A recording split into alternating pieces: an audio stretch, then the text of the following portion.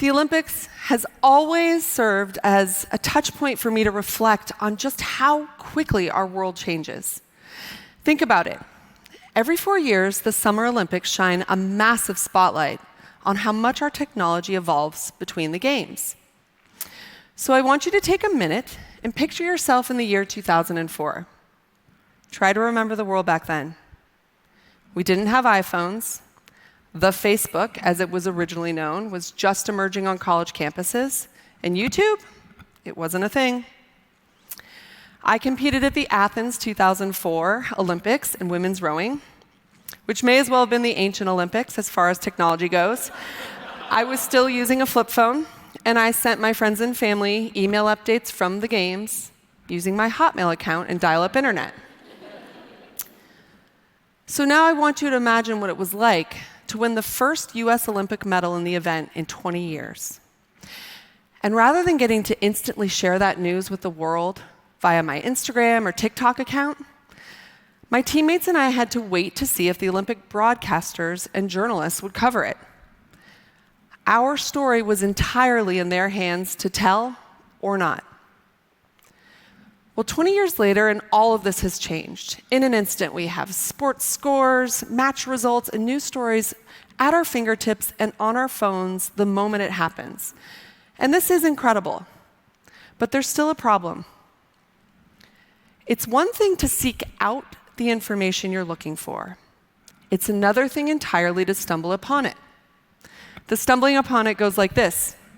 You're scrolling through your social media feed, you see something that captures your attention, you click on it, and poof, down the rabbit hole you go, you're locked in. Well, this stumbling upon is what we in marketing call discoverability. And for sports, it's the magic that fuels existing fans and captures new ones, pulling them in. But while it's easier than ever to search for sports news on Instagram, TikTok, or Google, the information that fans stumble upon, or rather discover, well, it's served up to us by algorithms. They use historical data, fan interactions, and what's trending, which mainly skews to men's sports. Despite incredible talent, heated rivalries, and growing popularity, women's sports remain largely invisible in our daily content feeds. And this has real-world implications. I've spent nearly 2 decades in global sports and entertainment marketing at IMG, at Visa, and now at Google. And I've seen firsthand how and why this happens. So I want to unpack this with you all. I want you to think about these technology platforms as massive digital libraries, and the algorithms as the librarians. They're great at organizing, indexing, and cataloging information, but here's the important bit. They can only make recommendations from what's on the shelves, which historically, for many decades and only until very recently, has been 19 stories about men's sports for every 1 story about women's sports. 19 to 1. So if I ask any of these technology platforms, who has scored the most goals for their country in international football, who do you think I get? Most of you are debating, is it Cristiano Ronaldo, maybe Messi? Well, as of recently, Cristiano Ronaldo has scored 141 goals for Portugal. But factually speaking, this answer is wrong. And spoiler alert, it's not Messi either. The correct answer to this gender-ambiguous query is Christine Sinclair of Canada, with 190 goals. That's right. This isn't just a mistake. It's a symptom of a bigger problem, and it's one example of many. These gender-ambiguous queries come down to word matching issues within the algorithms. When sports journalists, commentators, content creators consistently publish content that gender qualifies women's sports, but not men's, we get an imperfect response. For the person looking to settle the Messi versus Ronaldo debate, this answer works, and for the majority of people entering this query, this is what they're looking for. But the factual omission of women in these answers and in our daily content feeds, well, it negatively impacts the athletes who have worked very hard for the distinction, but also the fans who are looking for this information. This lack of visibility fuels what's often referred to as the vicious cycle of underinvestment. The vicious cycle of underinvestment.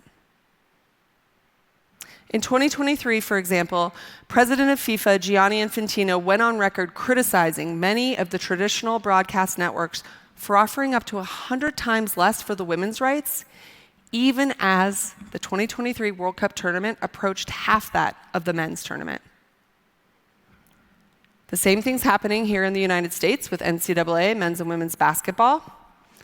The men's tournament earns $1.1 billion per year in media rights fees, 17 times more than the estimated value of the women's tournament, even as the last 3 finals on average are approaching par.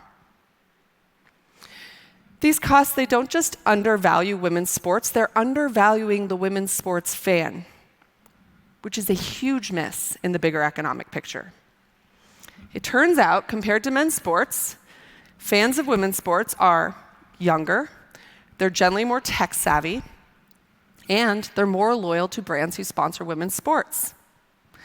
But in a world where men's sports are everywhere and women's sports are harder to find, these short-sighted media rights holders and gatekeepers, well, they're failing certainly the athletes, but also the fan, and especially, and maybe more importantly, our girls. Which leads me to the real kicker. Despite the recent surge in women's sports, our girls are still dropping out of sport at twice the rate of boys by the age of 14. If they can't see incredible content of female athletes crushing it in sport and in life, it makes it harder for them to see sport as a pathway for themselves. If they can't see it, how can they ever dream of becoming it? I know without a doubt I would not be the person or leader I am today were it not for the lessons I learned as an athlete. The grit, the determination, the teamwork, the accountability, the resilience, all of it has had a significant impact on the rest of my life. And this makes sense. We know there's a direct correlation between girls who grow up playing sports becoming women who lead. But while 94% of C-suite women grew up playing sports, only 6% of global CEOs are female. Which means when girls drop out of sports, a significant pipeline for future female leadership suffers. Now, there is good news. Women's sports are growing, and it's thanks to the contributions of new media players that are reimagining the sports landscape for women's sports. Brands who understand the value and are leaning in. Athletes, fans who are working as content creators behind the scenes, and yes, even you and me. Brands and media rights holders who understand the value of women's sports audiences, they're leaning in and they're reimagining traditional models around sports rights. Take Visa. They became the first ever standalone sponsor of UEFA Women's Football. They worked with UEFA to basically unbundle the women's sponsorship rights from what was traditionally sold as a bundle with the men's. Another interesting example this year came from streaming platform Netflix, who secured the exclusive rights in the US and Canada for the next 2 FIFA Women's World Cups. I'm proud to say that at Google, we're tackling the bias challenge from both sides. We're getting smarter at responding to your gender-ambiguous queries, while at the same time working with content teams like Arsenal, Liverpool, women's clubs, making sure that across India Women's Cricket, the WNBA, the National Women's Soccer League, we're creating more stories for the algorithmic librarian to catalog and recommend. This is an example of Liverpool Football Club. Today, when you enter this into the search query, you're given the choice of do you want the men's team or the women's team? Our search products are getting better at women's sports discoverability. And at the same time, we're working with media partners at ESPN, The Athletic, even British Vogue, increasing the coverage of women's sports. Athletes and fans are also playing a critical role in reimagining new models. They're building their own audiences with social media, creating brands that live far beyond the field of play. Take US rugby player Ilona Maher. She blew up on social media during the Tokyo 2020 and Paris 2024 Olympics with her hilarious behind-the-scenes glimpses of athlete life in the Olympic Village. She became her own media channel, connecting with audiences and making herself and women's rugby more visible and more relatable than traditional media ever could. Canadian creator and fan Logan Hackett, aka Sports with Logs, is another awesome example. She breaks down complex plays, rules, and controversies, making women's sports easier to understand and more accessible to new fans. More recently, I've been paying attention to how AI is poised to accelerate all of this. While AI slop is a real thing, in the right hands, tools like Gemini and ChatGPT can enable anyone to create thoughtful, production-level quality content and distribute it at scale. Take podcast host Sean Callanan, whose Sports Geek Rapid Rundown podcast uses AI to curate the business news of the day into daily episodes on a variety of topics, all in his own AI-generated voice. He churns these out with incredible speed and efficiency. But the real impact, that's going to come from all of us.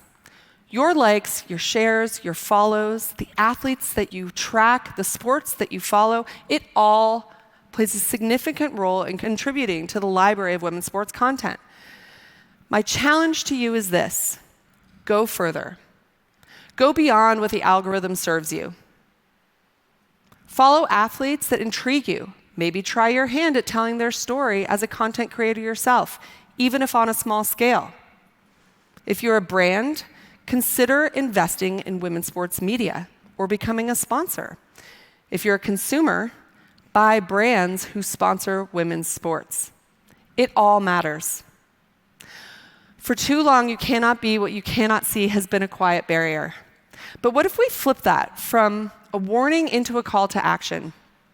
Had I been able to instantly share my proudest Olympic moments way back when, I wonder what young athlete I would have reached through the void and what boardroom she might be sitting in today.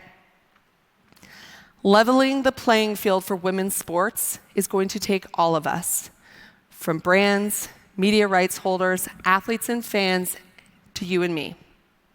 When we choose to reimagine the future of women's sports, we open the door to possibility. Let's reimagine the future of women's sports not as something we have to work hard to find, but as something we deliberately and collectively build to be seen. Thank you. Thank you.